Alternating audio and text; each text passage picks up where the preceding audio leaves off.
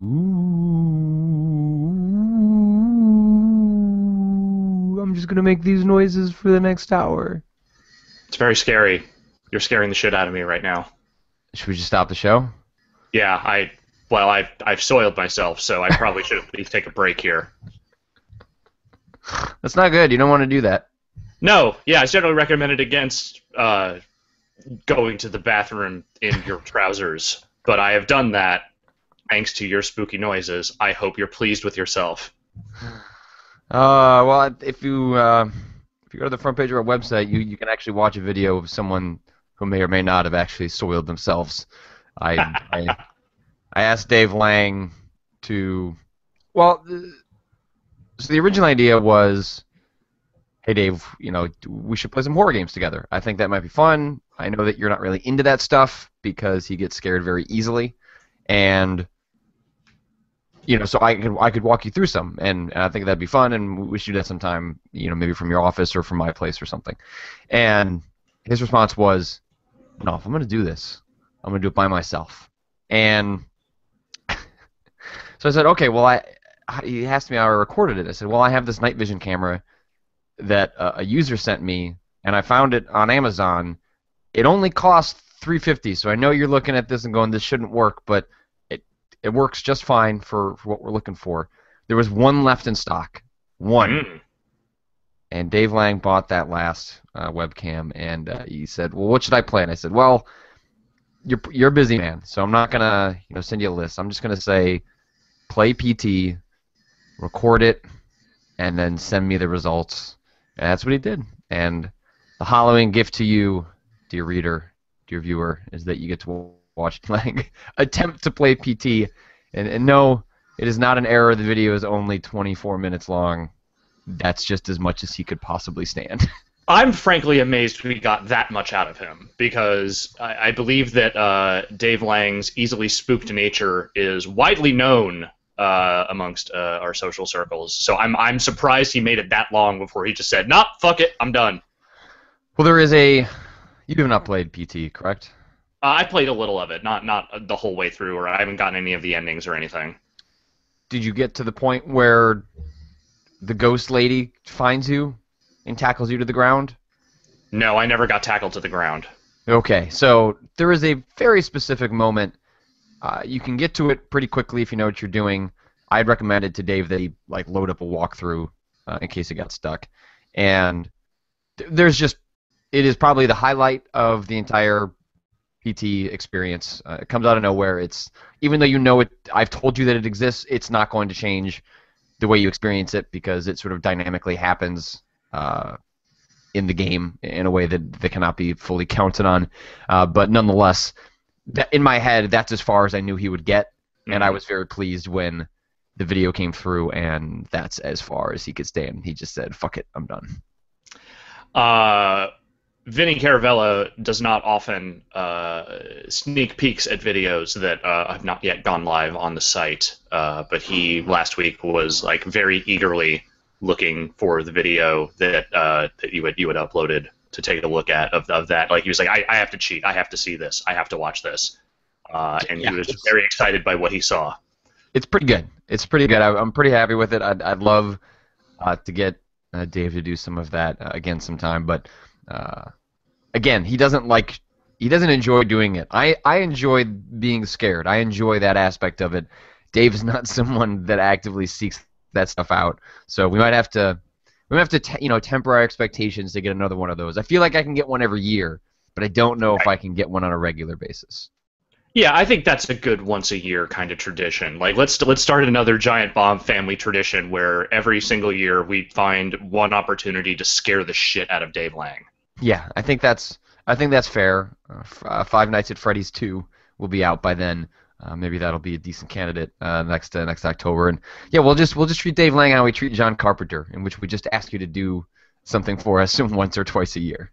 And in this case, John Carpenter doesn't have to do nearly as much for us, but No, he does not. as your most recent interview is evidenced, which again, we're very thankful that he would take the time to answer any of our stupid questions. It's but dumb. You can tell he doesn't want to spend a whole lot of time on this. No, and you know what? He shouldn't. I'm not sure anyone's going to blame him in this capacity. No, no, I'm sure he has other things going on, like being disappointed with Destiny, apparently. Yeah. Yeah, I highly recommend, if you enjoyed the interview with John Carpenter, to jump on Twitter and follow him at the Horror Master, which is exceedingly appropriate.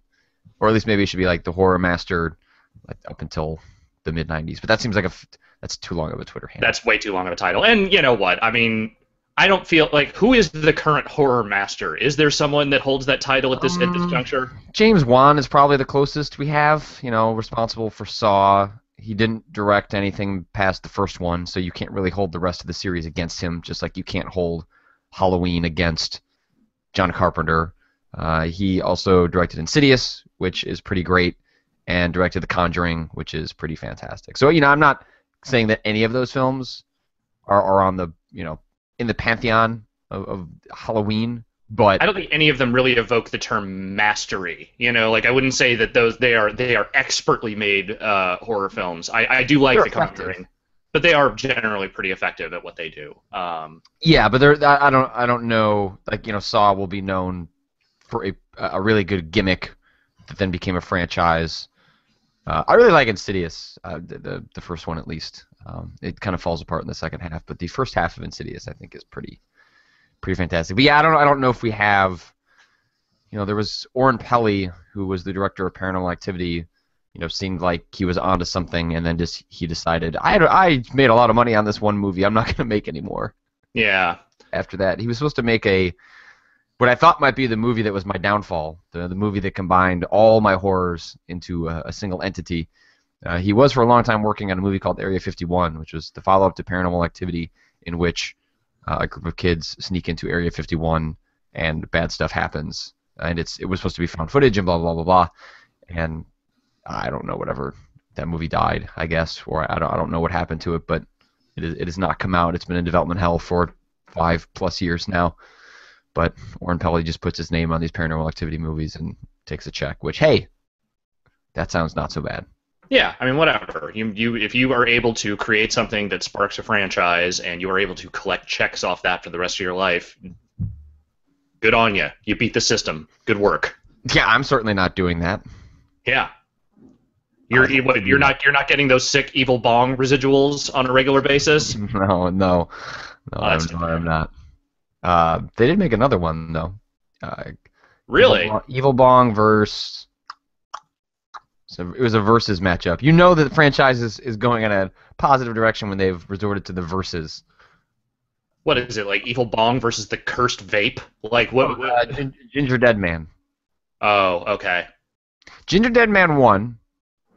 In terms of like bad, funny, like so funny, so bad they're funny movies, is pretty good. It's Ginger Dead Man in that movie is voiced by Gary Busey. So. Oh wow. It's pretty great. I've watched the first one and actually laughed pretty hard. It's certainly not good, but it is great. That makes any sense? No, that makes perfect sense. I mean, there's tons of horror movies that are not even remotely scary that are nonetheless entertaining. I watched one last night, Death Spa. Yeah, you were talking about that. I was going to ask you, what the hell is Death Spa? And Death Spa is a health club that is struck by lightning. And I don't want to explain what goes on or why the deaths are occurring, but, just like in any great horror film, lightning strikes, which is also true of Child's Play. That's right. That's how the consciousness of the serial killer gets transferred into a little Chucky doll. I believe that's through a lightning strike. In any case, a lightning strikes this health spa, and then the health spa just starts killing people in like really weird ways. For example, they're taking a bunch of women are taking a shower, and of course there's like extremely gratuitous, like extremely long shots of these women in the shower, and then the tiles start coming off the wall and attacking them. Or a diving board has like the screws come loose and a woman just kind of awkwardly falls off. They're not the most spectacular deaths in the world, but it is. Despite being made in 1989, or at least it was released in 1989, it is the most 80s movie I have seen in a long-ass time. And the deaths are really spectacular, but also really banal. At some point, a guy holds out a gun, and his hand explodes. It just explodes. Did the gun explode? No, his hand exploded. Patrick, that doesn't make a whole lot of sense. No, but it's great. It's fantastic. I'm in love with it. I have already ordered it on Blu-ray. There's a Blu-ray with a commentary track. I have to know. Why not? Why not? Usually films like this are ones in which you have to resort to the grayer edges of the internet to discover, because a lot of these come out in the 70s and 80s and then are never actually redistributed in a modern fashion. Mm-hmm. And when I was on YouTube and it was just listed as, hey, you can rent this for $2.99 or $3.99 to just some random YouTube guy. Did not appear to be a distributor, does not appear to be, you know, the filmmaker got the rights back and now he's selling it himself on YouTube. It was just, here's Death Spa. You want to pay $3.99, you can watch it in 1080p. And I was like, well, this seems sleazy, but I'm gonna gamble. And sure enough, $3.99, 1080p, Death Spa. So you can get that on YouTube. As far as I can tell, that might be the only place you can actually stream it. I was not having a lot of luck finding it in other places, but if you're looking for the ultimate bad movie, but also one that is secretly good but really bad, it's a weird mixture. It's a weird mixture. I highly recommend Death Spa. I had a great time with it. I don't doubt it, and I'm definitely going to put that on my list of terrible movies to watch at some point. I am still haunted at the moment thinking about the series of decisions that led that guy to the point where he was like, I'm just going to put this movie on YouTube and sell it. Like, this person who is not theoretically related at all to the production or distribution. I don't think you can do that, though. I can't imagine, but I don't know. Maybe. But how did he get there? How did he get to this point where he had this HD version of this film? It's like, well, I could just sell this. Like, I guess it could just be a rip of the Blu-ray. Yeah, maybe. Hold on, I'm gonna look this up. Death Spa. Yeah, it's just sold by DSF 2006. The best in cult and horror. I don't know. This isn't even like when the guy who created the show Sledgehammer sold Jeff a series of VHS tapes of the series Sledgehammer over eBay. Like, that made more sense than this. This makes no sense to me. Whatever. Here, look. This is the look. It doesn't matter why this exists or how it exists. It means you can rent Death Spa for $3.99. Get some beers.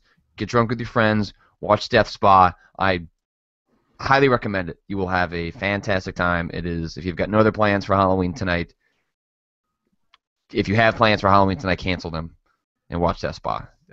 My recommendation will be better than whatever you have planned. I'm going to go see Mastodon, so I don't think I'm going to cancel my Halloween plans just for the sake of this. But that said, it is now on my list of things to illegally rent on YouTube. Yeah, illegally pay $3.99, in which it's unsure if you are culpable for it or not. But I mean, I don't know. If you don't know you're buying stolen goods, then are you culpable in that situation? I don't think so. Someone who's a lawyer in the chat. Surely there's one of you, because not most lawyers are probably just hanging around on the internet all day anyway. So he just gave me what I want. I gave him some money. He gave me what I wanted. Everyone was happy. No one got hurt. I'm gonna end up buying the Blu-ray version of this legitimately on Amazon for $18. Cut to a shot in Hollywood of the copyright holder for Dead Spa just sort of like fingering a revolver and just sort of like putting bullets in and out, just thinking of killing himself because he doesn't have enough money from Death Spa to live his life.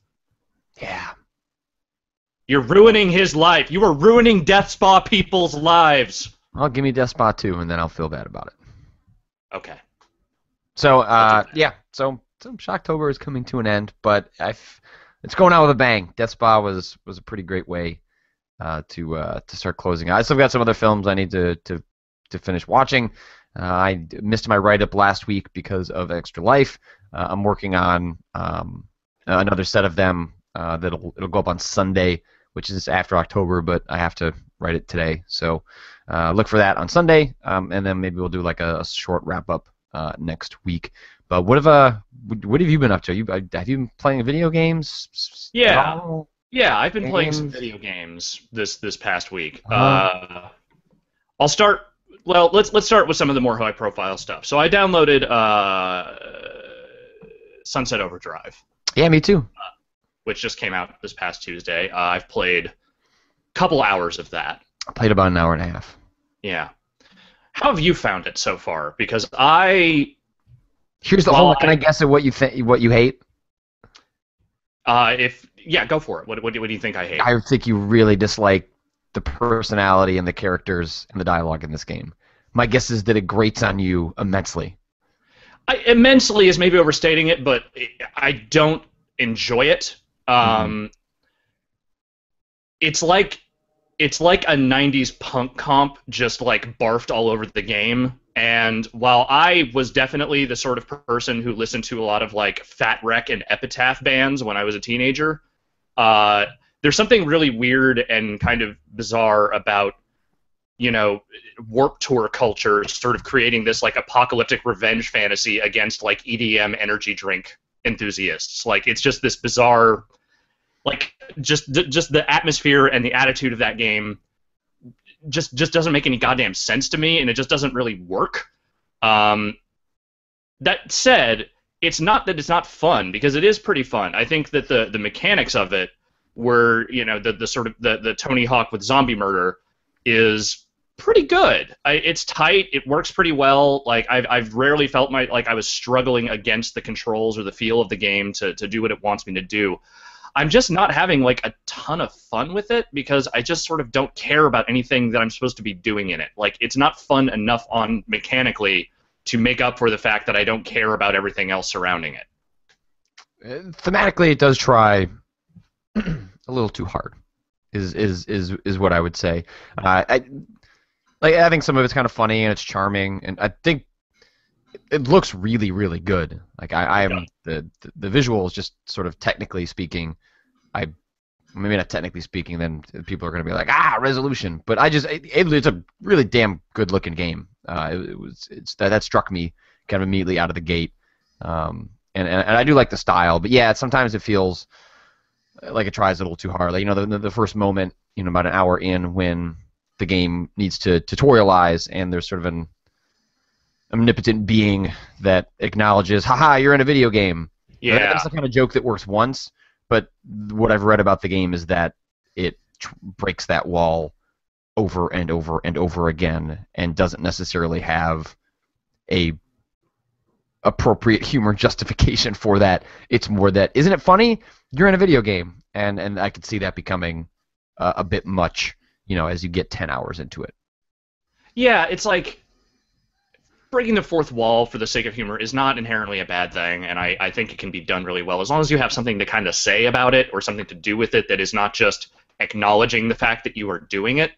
That to me so far has been my biggest problem with the humor in the game, is that all the jokes, it's either the jokes are just them poking fun at the fact that they are making a joke, like them acknowledging and highlighting the fact that they are making this joke, or it's just like a lot of sarcastic one-liners that aren't especially clever or funny. I don't know. I like it again. I've only played a couple hours of it. Maybe it's not as bad as you go along, or maybe it gets worse. I have no idea. But seeing some of the very high review scores for it, I was sort of like, okay, cool, this could be a really fun surprise. And I find myself just kind of being like, yeah, it's fun, but it's not like nothing about it feels particularly special. It's an open world game where you run around killing mutants, and yeah, the combo system and the style meter stuff is neat, and it is a better realized version of that kind of thing that other games have done, but it's not enough for me, at least not yet. I suspect I'll probably like it quite a bit. The what I've played so far, I enjoy getting around the world quite a bit. We'll see how that holds up. But I was a huge Jet Set Radio fan, and this really does feel like a modern Dreamcast game in a lot of ways.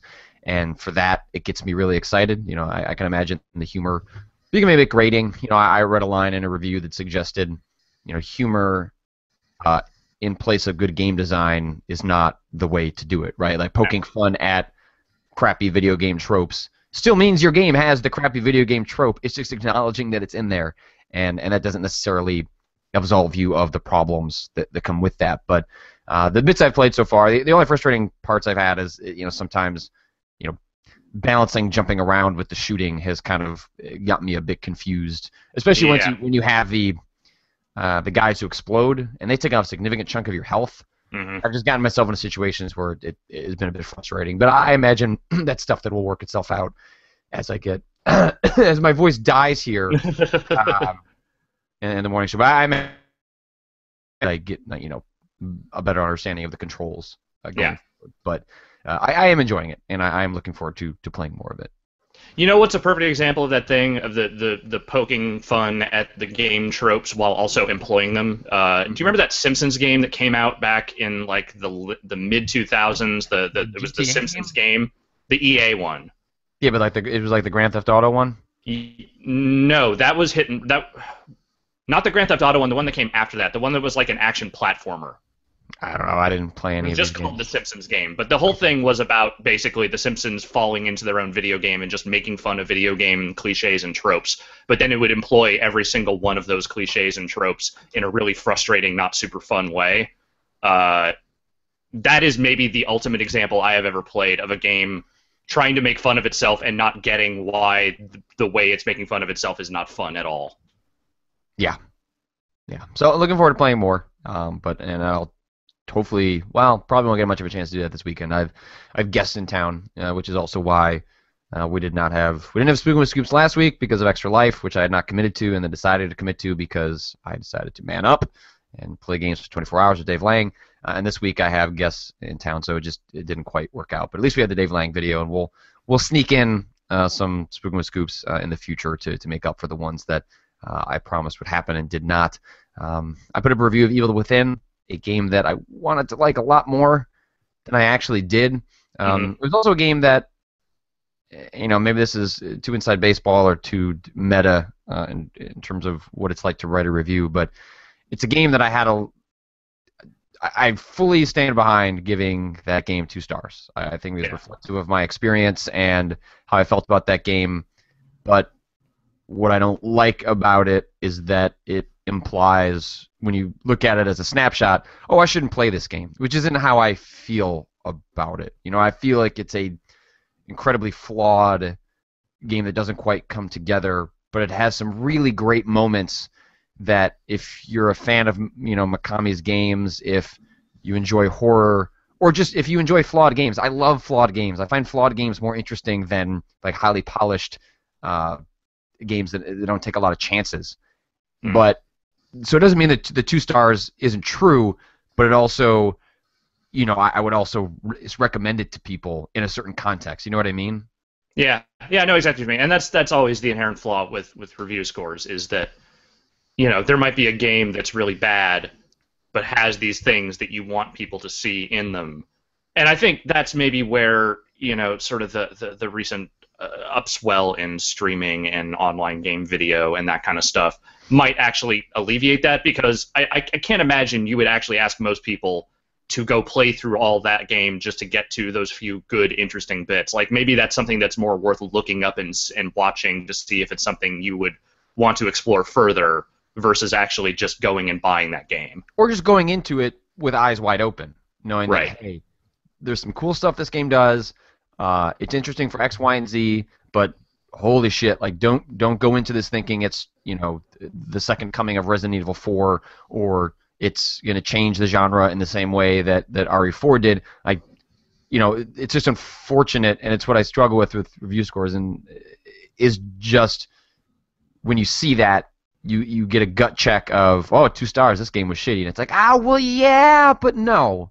And that's, I think that's you talk to any reviewer and they feel that way about scores, generally speaking. And I really like the 5-star score. I feel like it gets as close as possible to being the best way of recommending it within a system that does scores. But any system with scores still has problems because it allows people to look at it and maybe not get the nuance or not want to get the nuance because they just kind of look at it and go, "Oh, great! I didn't want to play that game anyway." That just justifies not checking it out. And Yeah. it's like you want to there's all these, but I don't want to put all these caveats because I don't want to forgive the game either, right? It's still a deeply like flawed game, but it's just like, wow, but like, what if it was $30 on a Steam sale? Then maybe you should check it out. But it's so anyway. It's the first review in a long time where I've kind of had that feeling coming out of it, going like, this stuff is weird sometimes. Yeah. No, I think your review did a good job of capturing your frustrations with it while also not just completely writing it off. So, I think if that was your goal, then mission accomplished.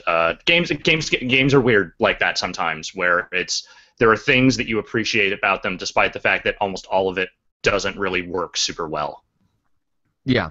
So anyway, that's my like weird wraparound way of saying Evil Within, not that great, but also interesting. So maybe keep that in mind. I guess they're putting out a 3-chapter demo of that game on Steam, and the 3rd chapter of Evil Within, it might be the best chapter in the game. So if they're putting in that whole 3rd chapter, I would recommend checking that out. You might get the best parts of that game right up front for free. I think that goes live on Steam this weekend or something like that. But there's a lot of news there's a lot of stuff that happened. There's actually one more game I wanted to talk about very briefly before we jump into that. So here is not necessarily a pleasant surprise, but something that is worth perhaps mentioning. I started playing NBA Live 15. If you remember NBA Live 14, that was EA's game. This is EA's game. That was a really horrible game. Mm-hmm. Really awful, miserable basketball game. Yep.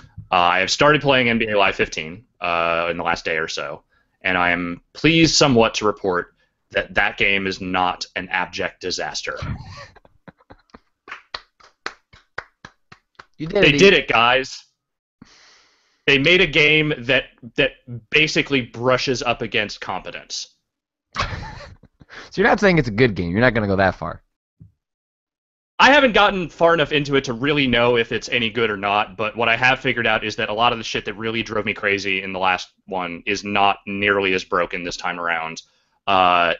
It still feels kind of bare bones, and it doesn't, there's definitely some stiffness and some unpleasantness in the gameplay, but they have made a game that feels like it functions the way a major sports game release actually ought to.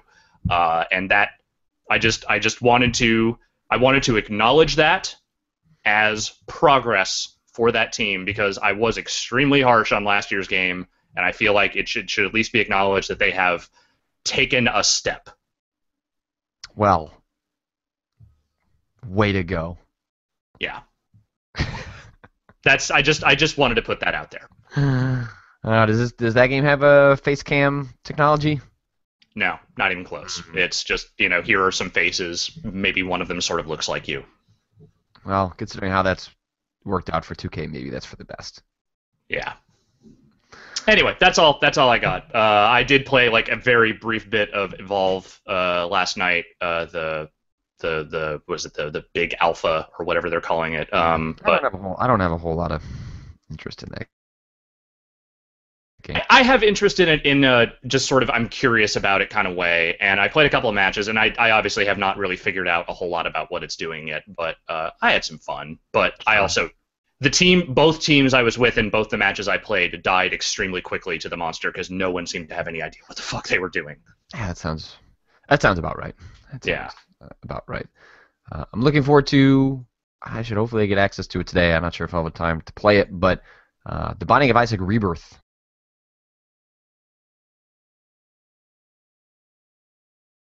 The Binding of Isaac was a game that I had kind of written off, sort of like Spelunky, in which played it, was like, this seems okay. Seems kind of interesting, but didn't really mind the depths until earlier this year. And the update looks fantastic. It fixes probably my biggest problem with that game, which is I didn't like the art at all.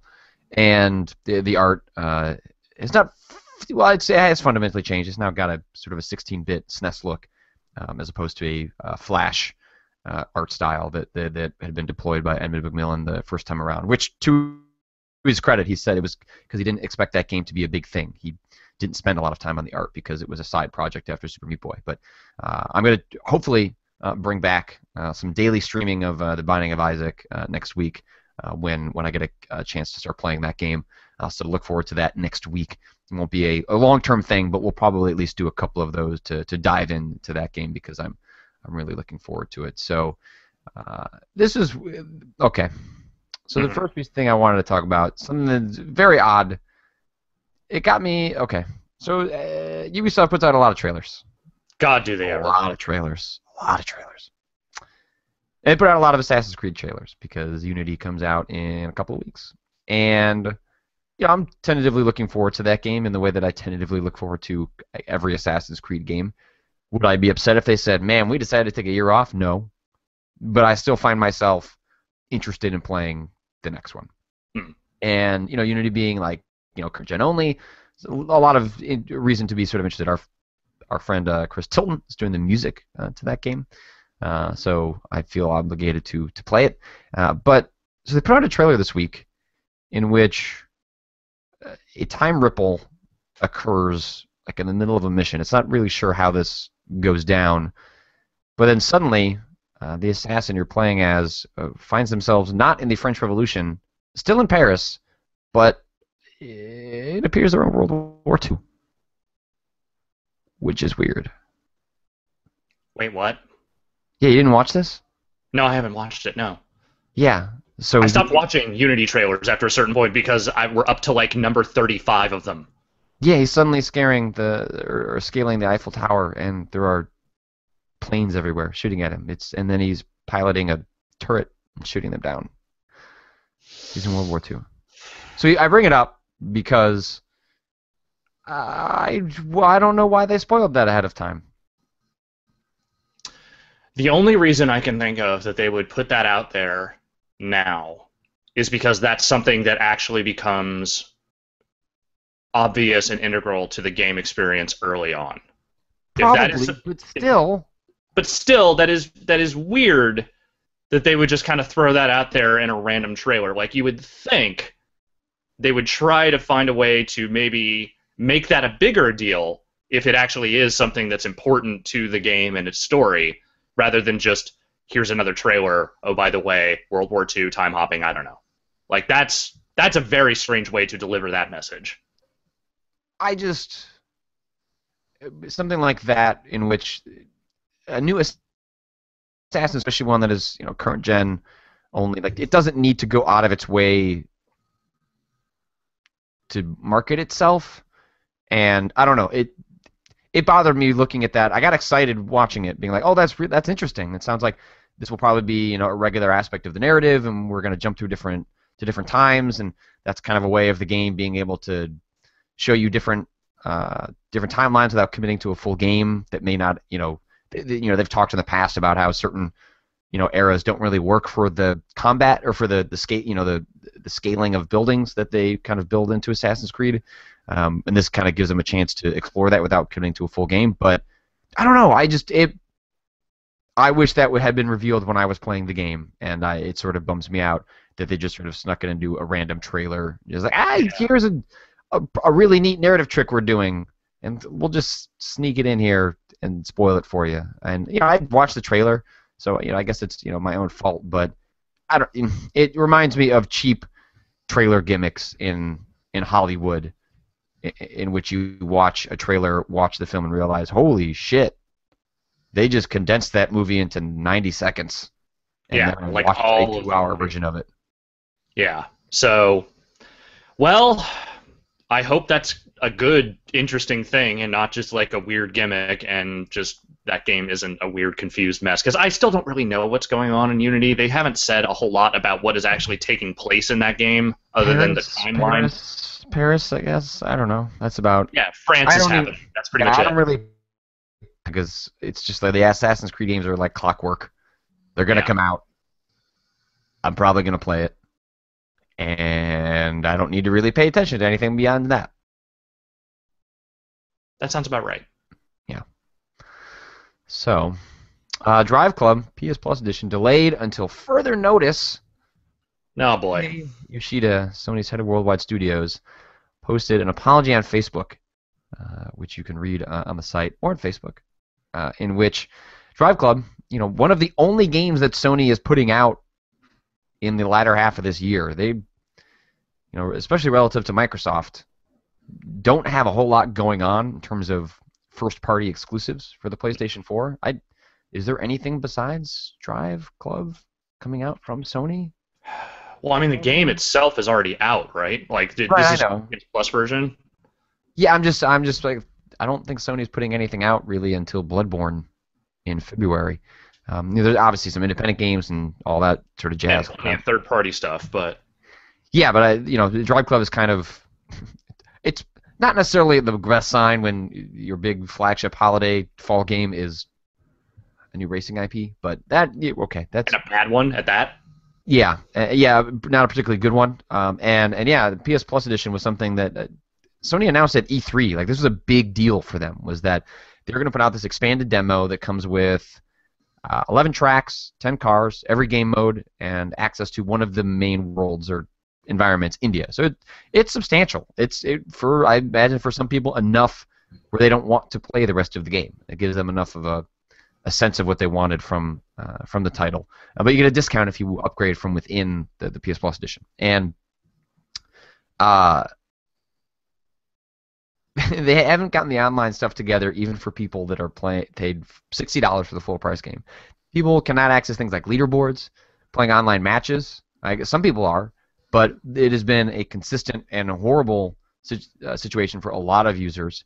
And so I guess, in some sense it makes sense that they're delaying this PS Plus edition, but, only in the sense that it makes sense because this game has been just an unmitigated disaster. It came out on October 7th. It is October 31st. We're 3 weeks into this game's release, in which the first couple of weeks are incredibly critical to developing an online community that wants to stick around for a game that is all about online communities and sticking around, and they have not stuck the landing on that at all. No, they have not. And, I mean, granted, I've only played a very little of it, but nothing about Drive Club seems like it was really a very good idea to begin with. And while I understand that they wanted to have something out there driving-wise apart from just the one Gran Turismo game every several years, so I guess 6 came out like almost immediately after 5, didn't it? Yeah, I think so. It was pretty quick, as opposed to the 4 or 5 years in between major. Right. But yeah, so wanting to have another IP with that stuff, that makes sense. But that game has never looked very good. It has never played very well, at least not in my experiences with it. And it seems like nobody really wanted it. And I'm wondering if all the weird, if it is really this much of a hassle to get that game up on PS Plus, I'm wondering if maybe Sony is just trying to find a way to cut their losses here and just be like, you know what, we don't want to spend any more money on trying to make this thing like any kind of like flagship anything. Like, maybe we should just let Drive death. I don't think they can get away with not putting out that PlayStation Plus edition. I think this game is probably going to be a spectacular bomb and is not going to sell well, and they're going to lose even more money by doing a PS Plus edition, which will probably, after it having such trouble out of the gate, will give all that people want from that game, which is just to mess around with it for a little bit, go, yep, and then move on. Especially if we're until further notice suggests it's not going to show up tomorrow. It's probably not going to show up next week. PS Plus edition being until further notice suggests we're weeks out from that. And, is there going to be interest at that point when we're in the thick of November releases? Call of Duty Advanced Warfare comes out on Sunday. Assassin's Creed Unity. Oh, God, it does, doesn't it? Yeah, it does. Yeah. I played Ghost because it seemed terrible, but I do want to play this new one. Assassin's Creed Unity comes out November 11th, so that comes out the week after. Dragon Age Inc. the week after that. So Far Cry that week too. Yeah.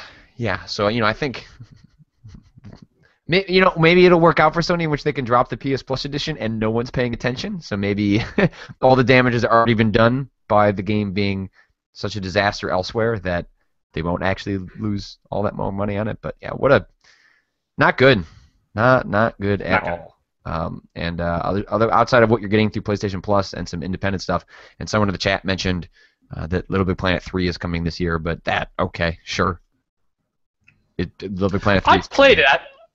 I played Little Big Planet 3 at E3. It seemed fine. It seemed fun. I thought it was that game could be good, but I also am sort of baffled by the fact that Sony has spoken very little about that game. I don't know. It'll probably be fine. I Yeah. got all I wanted out of Little Big Planet a long time ago, I think. And Media Molecule's not making it. So In a weird way, that's sort of what gives me a little bit of hope for it, because the controls did not seem as floaty when I played it. Still a little floaty, but not as floaty. yeah, ship has sailed for my interest on Little Big Planet. All right. I enjoyed those first two, but I don't know. I mean, I won't rule it out, but I like Sackboy still. He's very cute. Mm-hmm. He's very cute. Speaking of PlayStation Plus, they revealed the next wave of PS Plus and games with gold. It's a good month. November is a good month for quote-unquote free games. I never use that in my stories because they're not free. You're paying for a subscription service that gets you access to games on a licensed basis. You cancel that service, you don't get those games. Although I think that's not true on Xbox, right? If the license runs out on those games, they are no longer free available to you. I think on Xbox you get to keep them. Or at least that used to be the policy. PS4, you get Binding of Isaac, Rebirth, SteamWorld Dig. Haven't played Rebirth, but Binding of Isaac was great, as I mentioned, so I expect Rebirth to be fantastic. SteamWorld Dig, which is one of those games that I really need to play at some point, because everyone that played it seemed to really love it. Yeah, I've never touched it. It's going to be free. No, not free. Stop it. Bad Patrick. Me on PlayStation Plus. PS3 gets Frozen Synapse Prime. I don't even know what that is. I don't either. Oh, it's a remake of Frozen Synapse, which is that like Rainbow Six style turn-based Rainbow Six, basically. Oh, right. I remember that game. Loof Rousers, excellent game. Excellent. And I imagine if it is part of PlayStation Plus on PS3, that's a cross-play game. So I imagine that gets you access to the Vita version as well. I think. Yeah. I don't know if that's how that works, but probably. PS Vita, The Hungry Horde. I don't know what that is. Escape Plan. That game was pretty cool. I played that. That was like a launch game. Xbox One. I didn't like Escape Plan so much. No? Nah. It was alright for a launch game. Yeah. Xbox One gets Volgar the Viking, which that game is fucking amazing. I played a bunch of that for the Extra Life stream last week, and Brad played through the entirety of that game for Breaking Brad. It is a really damn good, tough nails 2D action game that I feel like anyone that's played it loved it, but a lot of people didn't play it, and maybe Games with Gold on Xbox One is an opportunity for more people to check it out. It's available on PC too, super cheap, and just fantastic. If you like Dark Souls, if you like games that kick your ass, Volgar is an extremely satisfying one that really rewards patience and careful play. It's really good. So okay, I don't. So that's not going to be. No, I don't. I think you would hate yourself. Yeah. Well, I already hate myself, so yeah. Contempt at your lack of careful play. So don't. I mean, that's not why I hate myself, but that certainly won't happen. You're right. It's really good. And then on 360, Viva Pinata, Trouble in Paradise, which I never played the second one. Okay. And Red Faction Guerrilla, which is a terrific game as well. I really liked Red Faction Guerrilla. That was a good game. Those are good. Those are good ones. So there's some good games for both platforms. Wait, who owns the rights to that? Who has Red Faction Guerrilla? Because wasn't that THQ? Yeah, I believe it went to Red Faction. Nordic I know Games. someone picked up those rights. Nordic Games also picked up Darksiders and MX vs. ATV. They've said they want to do something with it at some point, but what exactly that is to be determined. But Guerrilla was pretty great. I would have loved to have seen a sequel to that. Wait, they did do a sequel. It was terrible, right? Was that actually a sequel to Guerrilla, though, or was that just a different Red Faction game? Armageddon. Red Faction Armageddon. I blocked out Red Faction Armageddon because it was so bad. No, wait. Yes. Wait. Red Faction. Yeah, Red Faction. Yeah, Armageddon. Bad game. Not good. Didn't use any of the cool stuff from Guerrilla. Give me a proper sequel to Red Faction Guerrilla. On current-gen platforms, delicious. I love it. Out of nowhere, Although apparently there was a petition, so maybe that had something to do with it. Valkyria Chronicles coming to PC. Sega is porting it, giving it achievements. All the DLCs included. It's on Steam. It's a cult class strategy game that takes place, I think, during World War I or II. I'm not sure which one. But people that have played it fucking love that game to the point that someone at PAX gave me a copy for the PS2, PS3. Really? Yeah, because I mentioned, oh, that game seems interesting. Because I played Fire Emblem, loved it. Played XCOM, loved it. And a lot of folks said, hey, you like both of those games? You're going to love the shit out of Valkyria Chronicles. I just never got around to playing it, but now I don't have a choice. I already didn't have a choice because someone gave me a copy of it. Like that seems like I should play it because of that. But now there's a PC version, and it comes out November 11th, I believe, is the date that they have since announced. But I'm really excited to play that. I've like I said, heard a lot of great things about it. Don't know much about it, but supposedly it's amazing, and it would be cool if that's a sign that Sega's getting around to doing more PC ports. Hey, maybe put out PSO 2, that game you announced that you were going to put out and never have. Somewhere Jeff just has a candle burning in his apartment with a little shrine to PSO. Yeah. Also in PC news, Good Old Games announced that they have a partnership with LucasArts, which I have to imagine will eventually extend to Steam, but maybe not, in which classics from the LucasArts library that have not been available for modern platforms finally are, including X-Wing Special Edition, TIE Fighter. Oh, fuck yes. Sam Max at the Road, Secret of Monkey Island Special Edition, which obviously was already available. Indiana Jones and the Fate of Atlantis, which I think was already available too. Star Wars Knights of the Old Republic, which obviously you could buy, but very specifically, X-Wing and TIE Fighter are the games that people have been clamoring for in some capacity to come out on modern platforms, and now they are. You can buy them on Good Old Games, which I don't think they're called Good Old Games anymore. They're just called GOG. Yeah, everyone just says GOG. I haven't seen. Well, I looked on their website, and they don't call themselves Good Old Games. I guess because they're trying to get away from the moniker that they only sell. Right. Nostalgia. Well, and at the same time, GOG is just that's a really easy thing to remember. Just GOG. Yeah. But when I was writing the story, I kept writing Good Old Games, and then realized, but do they call themselves that anymore? And then went to their website, and you go to their About page. It's like, oh, GOG is a website dedicated to blah, blah, blah. I was like, oh, I guess they dropped the Good Old Game things at some point. But, yeah. Well, in this case, they are releasing good old games, so, I mean, even if you did write that, you wouldn't be incorrect. No. So I played X-Wing or TIE Fighter at some point. I believe I definitely played TIE Fighter. I don't think I ever played X-Wing. I don't think I played them on floppy disks. I believe I played the games when they became special editions.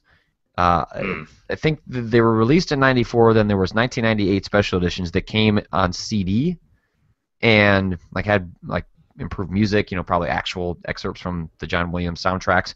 And I also remember I might have only played it when it came out. Do you remember LucasArts put out those bundles with six games together?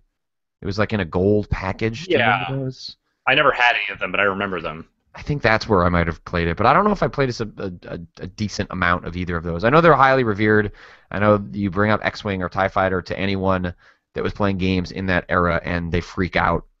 But I would be curious to go back to them now and see, not so much how they hold up, but if you lack the nostalgia for them, what is it like to play one of those games? Yeah. Yeah, I think there's never been a better time to release a bunch of old good LucasArts games because people are just now starting to get over the super duper depression of LucasArts kind of no longer existing anymore. But hey, I mean, yes, that was depressing, but also LucasArts famously awful with their back catalog. Oh yeah. When they got around to doing the Monkey Island Special Editions, it was fantastic because it was the first time in a long time they acknowledged, holy shit, we have a bunch of really amazing games that we continue to ignore and not do anything with. And what have we seen since LucasArts was sold and Disney got in charge of the games? Grim Fandango, we're getting an update to. TIE Fighter and X-Wing coming out on GOG. And that's it seems like Disney is doing more with the LucasArts catalog than LucasArts ever had any intention of doing themselves. So Yeah. while I think there was ample reason to be slightly nervous about what was going to happen as a result of that purchase, and there was ample reason to think they're just going to bury that in the backyard and not worry about it because they're more concerned with Disney Infinity and new ways of making money. But there appear to be people that care enough about treating the legacy of LucasArts with respect, and the fact that LucasArts, they signed this deal with GOG and said that there are going to be 20 games, or at least 20 games coming, which suggests that, Day of the Tentacle, games that we thought have maybe been forever lost to time, or at least to emulation, those might have a fighting chance, and we might get the games we've been clamoring for from them in a way that we've wanted for a long, long time, which is really, really exciting. I want Grim Fandango. Give me Grim Fandango. I would yes to everything you just said. Grim Fandango is my favorite Tim Schafer adventure game, by far. By far. The other ones are good, but Grim Fandango. I'm getting them all confused. Grim Fandango. I was saying Grim Fandango when I meant to say Full Throttle. Oh. I like Grim Fandango a lot, but Full Throttle is my favorite Tim Schafer adventure game. I actually I don't think I've ever played Full Throttle. Oh my god. It's a biker game. I know. An adventure. I know what it is, and I've certainly read up on it and caught wind of what some of the best parts of that game are. I've just never actually had the chance to play it, which is true of a depressing number of old classic adventure games. To be honest, at the time when those games were coming out, I was not really into adventure games. Like, I mostly rediscovered them years after they came out. You should play Grim Fandango and Full Throttle. I have played Grim Fandango. Oh, okay. I have not played Full Throttle. It's fantastic. I'm curious how those puzzles hold up in 2014, but that game was... Yeah. Loved it. Full Throttle. Fantastic. I also don't mind mixing it up with Grim Fandango because that's also a phenomenal game. It is. Those are really, really, really good. You would not go wrong with playing either of those. Curious to see if Nintendo goes wrong with their decision to monitor your sleep. They have announced the first of their quality of life initiatives, which is going to be a new health-focused phase of Nintendo in the modern era. The first one they have announced is it's not a wearable, which is sort of like, the hot new thing in tech, in which your Fitbits, your Apple Watches, your Microsoft Band. Your Microsoft Bands, that's right, they announced that this week. Devices that have sensors that you wear around your wrist and inform you about how much you are not exercising and probably should be exercising. But this Nintendo's little device, it sits on your, like a table next to you and monitors you while you sleep, uploads that data to the cloud, and then visualizes that to give you a sense of how you slept, how maybe you can improve that. They haven't given out too many details on exactly how it works, but they're partnering with a company called ResMed that's known for treating sleep disorders, and the device is supposed to ship before March 2016. That sounds like a lot of fun. That sounds like a really fun new Nintendo product. Uh-huh. You like sleeping? God, do I ever. That said, I don't know that I want Nintendo monitoring my sleep. Who do you want my sleep? What corporation would you sign off on?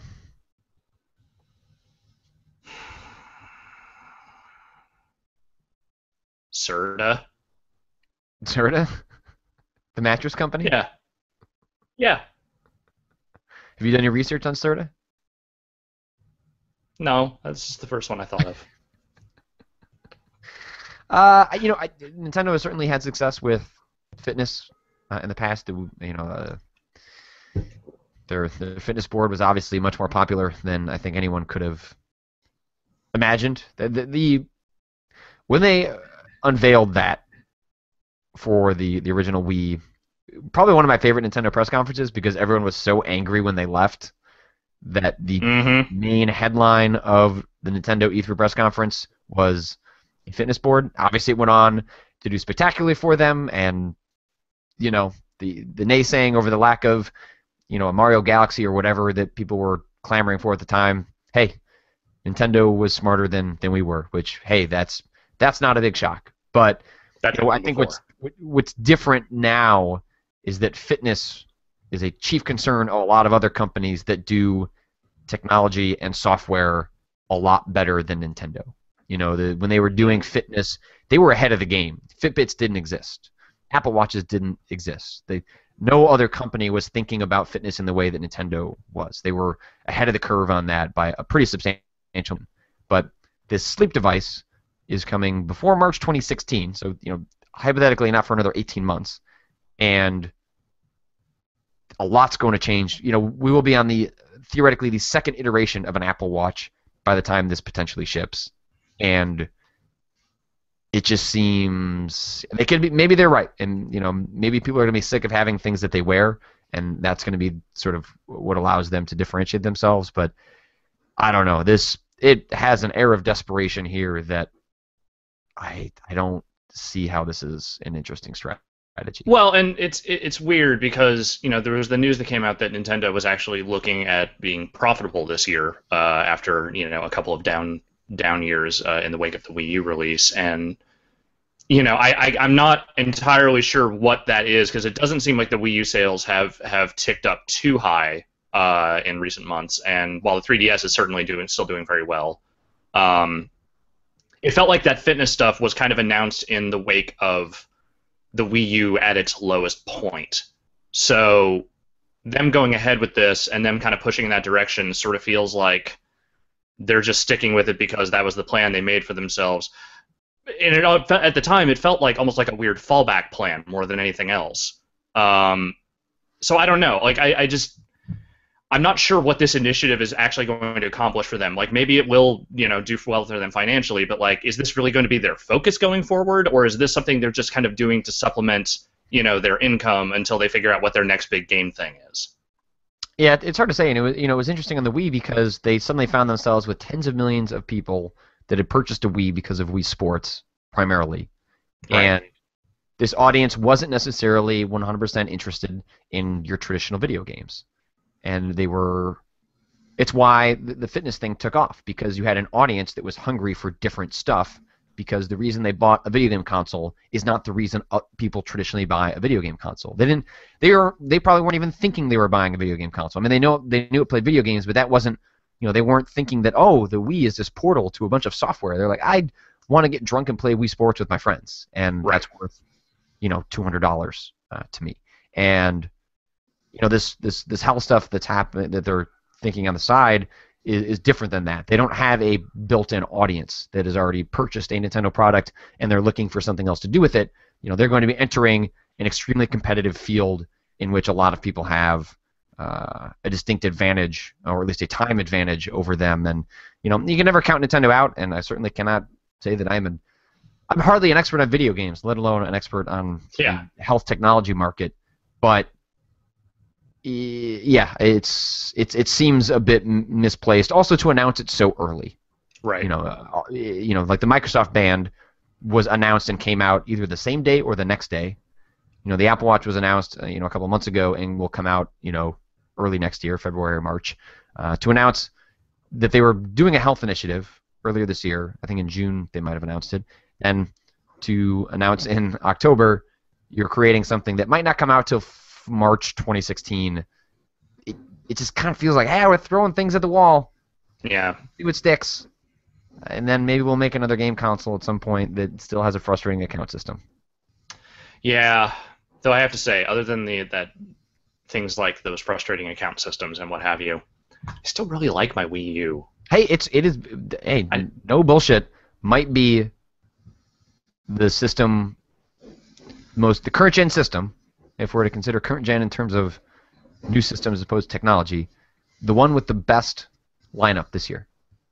It's the system to me that still makes the least sense, like both in terms of hardware design, UI, like just the OS, the software lineup, like none of it fits together.